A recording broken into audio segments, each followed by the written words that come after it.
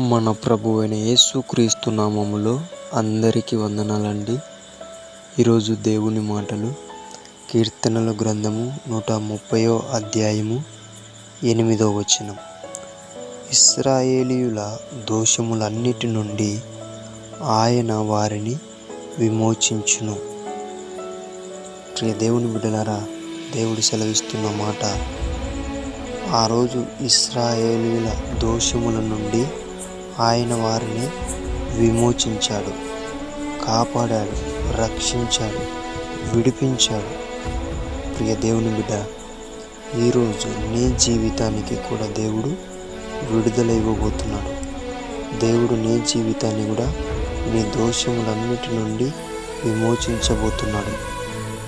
నువ్వేం చేయొద్దు, నువ్వు దేవుని మీద ఆశ పెట్టుకొని, దేవుడు నన్ను విడిపిస్తాడు, దేవుడు నన్ను విమోచిస్తాడు, దేవుడు కృపామయుడు, దేవుడు కనికరము గల దేవుడని ఆయన మీద ఆశ పెట్టుకో.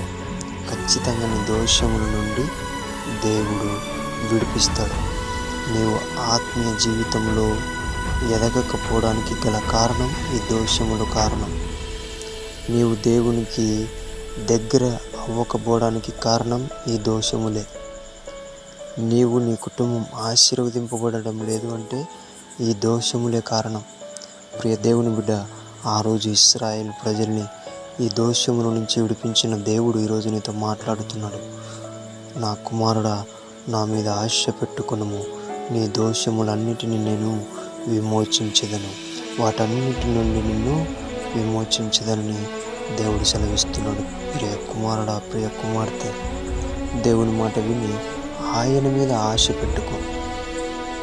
లోకం మీద కాను, ఆయన మీద ఆశ పెట్టుకొని ప్రతి ఒక్కరు కూడా మీ దోషములు విమోచింపబడాలని దేవుని పిట మనవి చేసుకుంటున్నానని దేవుడి మాటలు దీవించుగాక.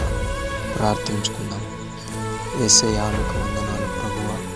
తండ్రి, మీ బిడ్డల మీద మేము తెలిసి తెలియక చేసిన తప్పులను ఆ దోషములో మేము అనుభవిస్తున్నాం తండ్రి. ఆ రోజు ఇశ్రాయేలు ప్రజల్ని విడిపించిన దేవుడా, విమోచించిన దేవుడా, మాకు కూడా ఈరోజు మాట్లాడి మా దోషములన్నిటి నుండి మమ్మల్ని విమోచిస్తున్న దేవుడా, నీకు వందనాలయ్యా. మమ్మల్ని ఆత్మీయ జీవితంలో ఫలించేలా చేయండి అయ్యా. మమ్మల్ని ఆశీర్వదించేలా చేయండి ప్రభువా. ప్రభువా, నీకు దగ్గర చేయండి ప్రభువా. నీకోసం ఆశ పెట్టుకొనడం మాకు నేర్పించి నీవే మా దోషములన్నిటి నుండి విమోచించమని యేసు నామములో ప్రార్థిస్తున్నాము తండ్రి. ఆమేన్.